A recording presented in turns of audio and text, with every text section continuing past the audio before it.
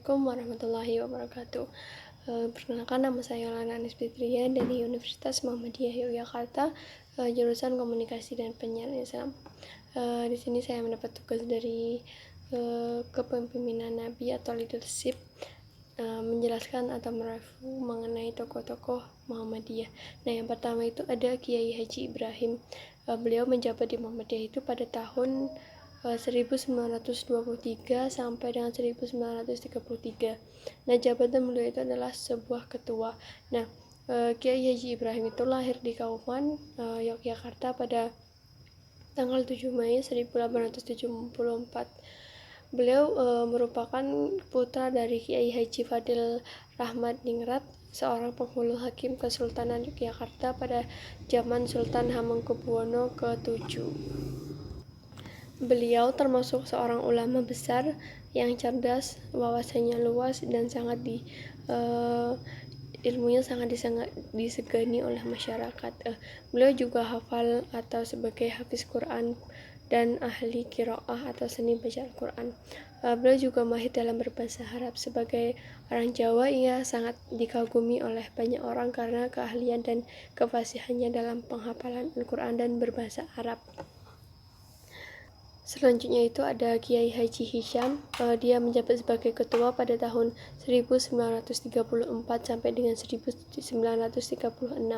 Nah, pada periode kepemimpinan Hisham ini, Muhammadiyah telah membuka sekolah dasar 3 tahun atau disebut dengan Fall School atau sekolah desa, dengan menyamai persyaratan dan kurikulum sebagaimana Fall School Gubernemen. Setelah itu dibuka pula Fair Fall School Muhammadiyah sebagai lanjutannya. Nah, dengan demikian muncullah Fall School dan Fair Fall School Muhammadiyah di Indonesia, terutama di Jawa. Nah, ketika pemerintah kolonial Belanda membuka standar school, yaitu sekolah dasar 6 tahun, Muhammadiyah pun mendirikan sekolah yang semacam dengan itu. Bahkan Muhammadiyah juga mendirikan Holland Inland School Made the Quran Muhammadiyah. Nah, untuk menyamai usaha masyarakat Katolik yang telah mendirikan Holland Inland School Made the Bible. Nah, kebijakan Kiai Haji Hisham ini dalam memimpin Muhammadiyah saat itu diarahkan pada modernisasi sekolah-sekolah Muhammadiyah sehingga menjadi selaras dengan kemajuan pendidikan yang dicapai oleh sekolah-sekolah yang didirikan pemerintahan kolonial. Selanjutnya itu ada Kiai Haji Mas Mansur. Nah, beliau menjabat menjadi ketua pada tahun 1937 sampai dengan 1941. Nah, Mas Mansur ini lahir pada 20 Juni 1896 di Surabaya. Beliau berasal dari keturunan bangsawan Asta Tinggi Sumeneb, Madura. Dia dikenal sebagai imam tetap dan khotib Masjid Agung Ampel Surabaya. Itu merupakan suatu jabatan yang terhormat pada saat itu. Nah, langkah awal Mas Mansur sepulang dari belajar di luar negeri ialah dia langsung bergabung ke syariat Islam.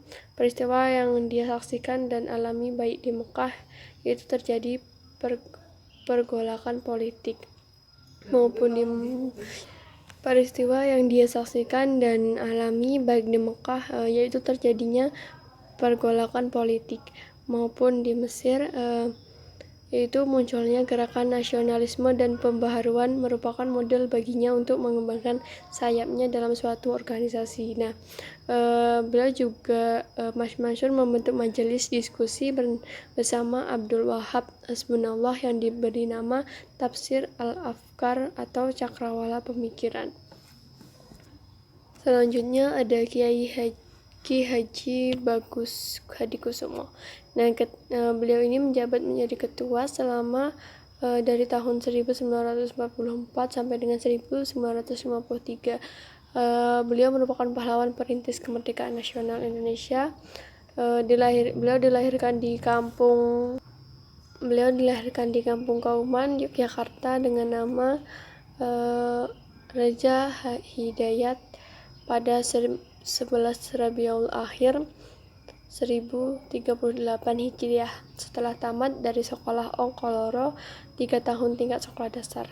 Nah, Ki Bagus belajar di pesantren Wonokromo, Yogyakarta. Nah, di pesantren ini dia banyak mengkaji kitab-kitab fikih dan tasawuf. Ia merupakan pemimpin Muhammadiyah yang besar adilnya dalam penyusunan Muqaddimah Undang-Undang 1945. Karena ia termasuk anggota Panitia Persiapan Kemerdekaan Indonesia atau PPKI, peran Ki Bagus sangat besar dalam perumusan Muqaddimah Undang-Undang 1945 dengan memberikan landasan ketuhanan, kemanusiaan, keberadaban, dan keadilan.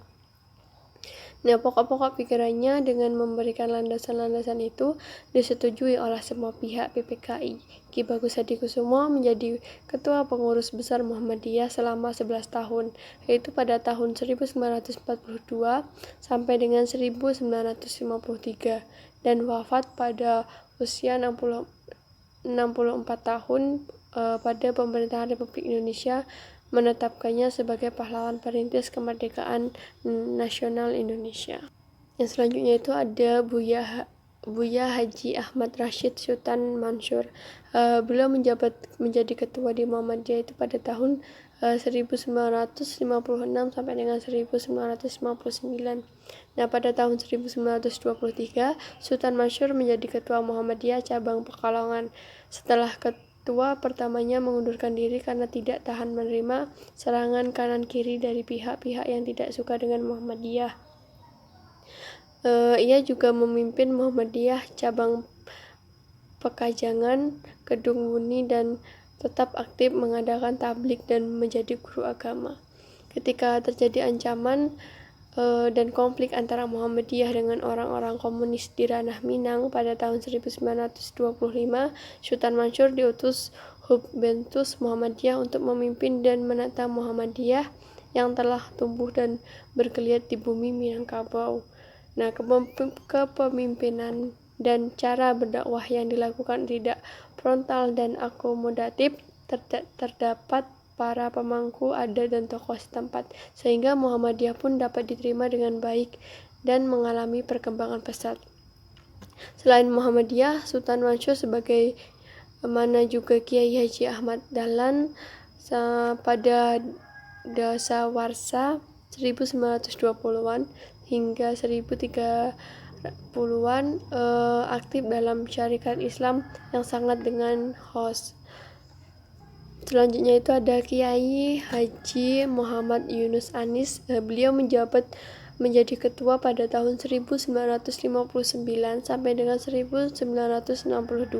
Nah, selama periode kepemimpinannya, Yunus Anis mengawal gagasan tentang kepribadian Muhammadiyah. Perumusan tersebut dianggap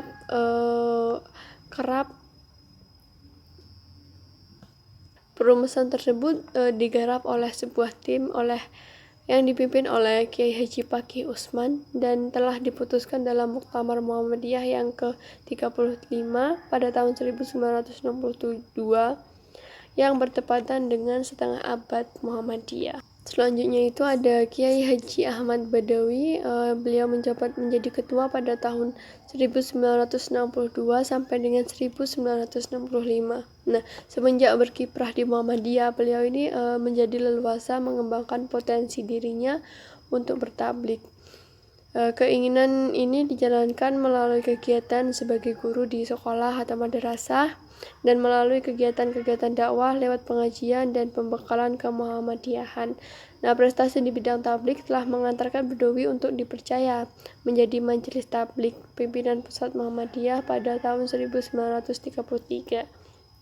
Nah, pada tahun-tahun berikutnya, ia juga diserahi amanat untuk menjadi kepala madrasah Jaimat yang kemudian digabung dengan madrasah Mu'alimat pada tahun 1942. Nah, di madrasah Mu'alimat ini mempunyai opsi untuk memberdayakan potensi wanita, sehingga mereka akan bisa menjadi mubalikah yang handal di daerahnya. Nah, semenjak itulah keberadaan Badawi tidak diragukan lagi. Di pimpinan pusat Muhammadiyah, Ahmad Badawi selalu terpilih dan ditetapkan sebagai wakil ketua. Pada Muktamar Muhammadiyah ke-35 di Jakarta, Badawi terpilih menjadi Ketua Pimpinan Pusat Muhammadiyah pada periode 1962 sampai dengan 1965.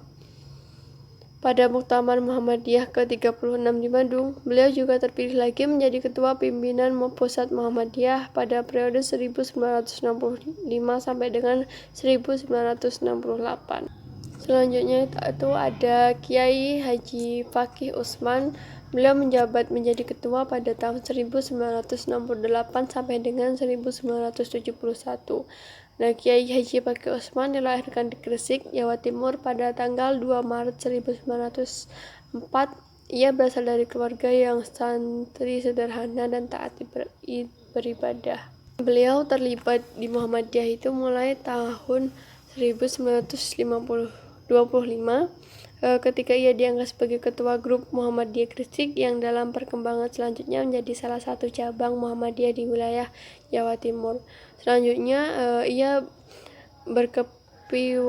berkepawaian sebagaimana ulama cendekiawan.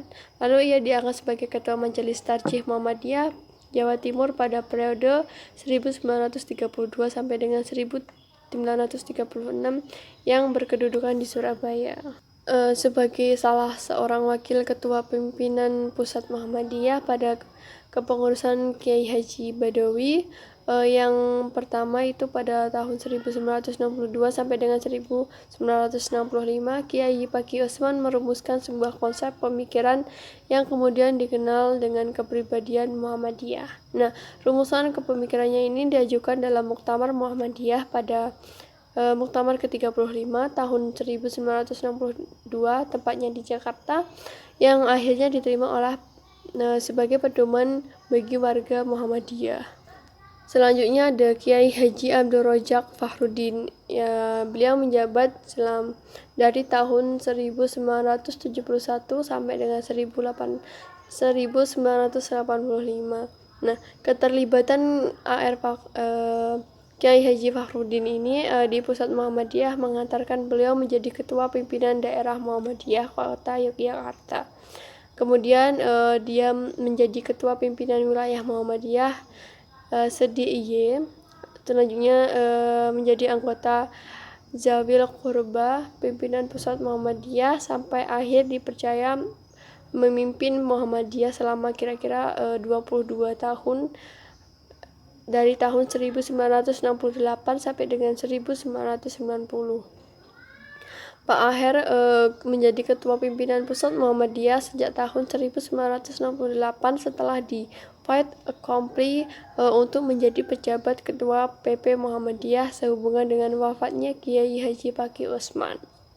Dalam sidang tanwir di Ponorogo, Jawa Timur pada tahun 1969, akhirnya Pak Aher dikukuhkan menjadi ketua pimpinan Pusat Muhammadiyah sampai Muktamar Muhammadiyah ke-38 di Makassar pada tahun 1971.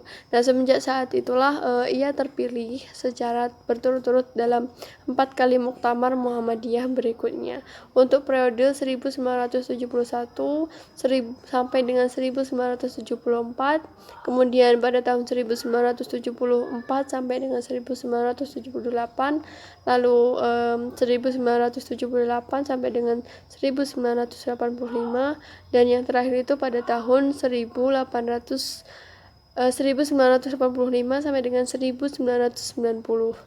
Lalu selanjutnya ada Kiai Haji Ahmad Ashar Bashir. Beliau menjabat menjadi ketua dari tahun 1990 sampai dengan 1995. Berkat kegigihan yang ditunjang kemampuan dan ilmu serta agamanya, Ashar Bashir dipercaya menjadi ketua Pemuda Muhammadiyah tak kala lembaga ini baru didirikan 1954. Nah, jabatannya ini mendapat pengukuhan kembali pada Muktamar Pemuda Muhammadiyah di Palembang pada tahun 1956. Tugas itu diembannya. Lalu Ashar Bashir mendapat beasiswa untuk belajar di Universitas Baghdad, Irak, Fakultas Adab, jurusan sastra dalam bidang yang diambilnya ini. Dari sini Ashar melanjutkan studi ke Fakultas Darul Ulum Universitas Kairo, serta belajar di Islamic Student sampai meraih gelar Master the Thesis Nizam Miras fi Indonesia Bain al-Uf wa Asy-Syariah al-Islamiyah, atau sistem warisan di Indonesia antara hukum adat dan hukum Islam. Nah, sekembalinya beliau ke Indonesia, selama studi di Timur Tengah, Azhar Bashir diangkat sebagai dosen Universitas Gadjah Mada atau UGM. Tak hanya bidang keilmuan yang ditekuninya, namun di lapangan juga beliau mengemban sebuah organisasi Al-Azhar pun aktif terlibat. Selanjutnya ada Profesor Dr. Haji Amin Rais. Beliau menjabat menjadi ketua pada tahun 1995 sampai dengan 1998. Dan kehadiran beliau ini di Muhammadiyah dan lompatan-lompatan gagasan justru dianggap sejalan dengan watak gerakan pembaharuan yang dikritis dan korektif. Hal itu kemudian menaungi kedukuhan penuh. Maka pada tahun 1993 beliau dihadapkan dengan peserta Tanwir Muhammadiyah yang berlangsung di Surabaya. Amin Rais kembali mengulirkan isu besar, yakni perlunya suksesi kepresidenan, sebuah langkah jangkal yang saat itu sebab gurita kepemimpinan Orde Baru masih sangat mencengkeram. Selanjutnya ada Profesor Dr. Anas Ahmad Syafi'i Ma'arif. Beliau menjabat menjadi ketua pada tahun 1998 sampai dengan tahun 2005. Nah, usaha dan perjuangan Buya Syafi'i ini tidak berhenti tak kala meletakkan kepemimpinan Muhammadiyah pada generasi di bawahnya. Namun Buya Hamka kemudian mendirikan Ma'arif Institute sebagai wahana melanjutkan ikhtiar dalam rangka mengawal dan menggapai kebangkitan intelektual di kalangan generasi muda Islam. Sehingga kini di bawah layar Ma'arif Institute, Buya Syafi'i pun kian mencampok-kokohkan jejaknya sebagai tokoh pluralis yang konsisten memperjuangkan nilai-nilai kemajuan dalam bingkai keislaman Indonesia dan kemanusiaan. Selanjutnya ada Profesor Dr. Muhammad Sirajuddin Syamsuddin atau yang disebut dengan sering kerap dipanggil dengan Pak Din. Beliau sebagai cendekiawan muslim yang cukup konsen mendorong proses demonstrasi, Pak Din Syamsuddin ini merasa berkepentingan untuk turut mengawal arah perkembangan dan kemajuan proses demokrasi di negara ini sebagai pemeluk Islam terbesar di dunia. Nah, ikhtiar mulia ini tercermin dalam sebuah sistemnya, yaitu kemenangan politik Islam di Indonesia tidak hanya ditandai oleh perolehan suara partai-partai Islam dan penguasaan posisi politik kenegaraan, namun pada sejauh mana nilai-nilai Islam seperti keadilan, kebenaran, dan persamaan dapat menjadi bagian dari watak bangsa. Ini yang harus diperjuangkan bersama seluruh komponen bangsa Indonesia. Selanjutnya ada Dr. Andes Haji Haidar Rashid. Beliau ini dilahirkan di Bandung pada tanggal 28 Februari 1958. Nah, kesehariannya ia bekerja sebagai dosen Fisipol di UMY. Nah, mantan sekretaris PP Muhammadiyah ini pada tahun 2000 sampai dengan 2005 dia menamatkan pendidikan dasar di Bandung, kemudian beliau hijrah ke Yogyakarta untuk memperoleh gelar S1 di STPMD atau APMD Yogyakarta.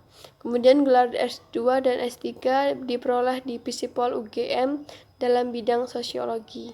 Menjadi anggota Muhammadiyah sejak tahun 1983 dengan nomor anggota 549. Beliau menulis buku Muhammadiyah Gerakan Pembaharuan pada tahun 2090. Nah, ini pernah menjadi ketua PP Ikatan Pelajar Muhammadiyah pada tahun 1983 sampai dengan 1986 dan ketua Departemen Kader PP Muhammadiyah periode 1985 sampai dengan 1990.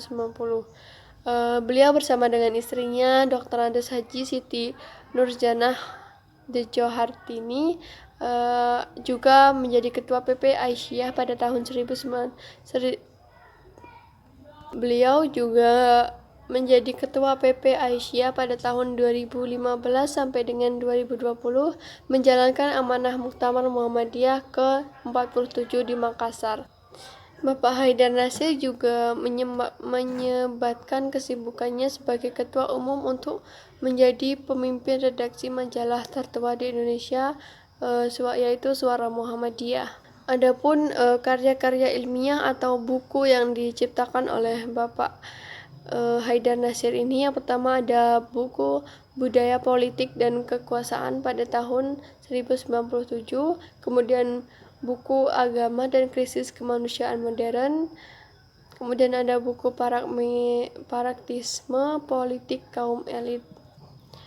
Beliau juga mempunyai banyak sekali karya ilmiah atau buku-buku karangannya, hingga sampai saat ini beliau menciptakan buku itu ada 22, dan karya ilmiah lainnya seperti beliau menjadi penulis tetap dalam Refleksi pada Harian Umum Republika, menulis di media massa Kedaulatan Rakyat, kemudian ada Kompas, Republika, Jawa Pos, Pikiran Rakyat, Sindo, dan lain-lain. Beliau juga menulis di beberapa jurnal ilmiah, memberi kata pengantar pada sejumlah buku. Nah, jabatan di Muhammadiyah yang pertama itu ada Ketua Ikatan Pelajar Muhammadiyah Cabang Wilayah Pusat pada tahun 1979 sampai dengan 1986. Kemudian yang kedua, Pemimpin Pusat Pemuda Muhammadiyah pada tahun 1985 sampai dengan 1990. Yang ketiga ada Pemimpin Redaksi Majalah Suara Muhammadiyah. Kemudian ada Wakil Pimpinan Umum Jurnal Ilmu dan Kemanusiaan Inovasi Universitas Muhammadiyah Yogyakarta. Kemudian ada Sekretaris Pimpinan Pusat Muhammadiyah pada tahun 2000 sampai dengan 2005. Kemudian beliau menjabat menjadi Ketua Pimpinan Pusat Muhammadiyah pada periode 2005 sampai dengan 2010. Selanjutnya, beliau menjabat sebagai Ketua Pimpinan Pusat Muhammadiyah pada periode 2010 sampai dengan 2015. Dan yang terakhir adalah beliau menjabat sebagai Ketua Umum Pimpinan Pusat Muhammadiyah pada tahun 2015 sampai dengan 2020. Baiklah, mungkin itu saja yang dapat saya sampaikan, kurang lebihnya saya mohon maaf. Saya akhiri, wabillahi taufiq wal hidayah. Wassalamualaikum warahmatullahi wabarakatuh. Oh, I know that you go, my love.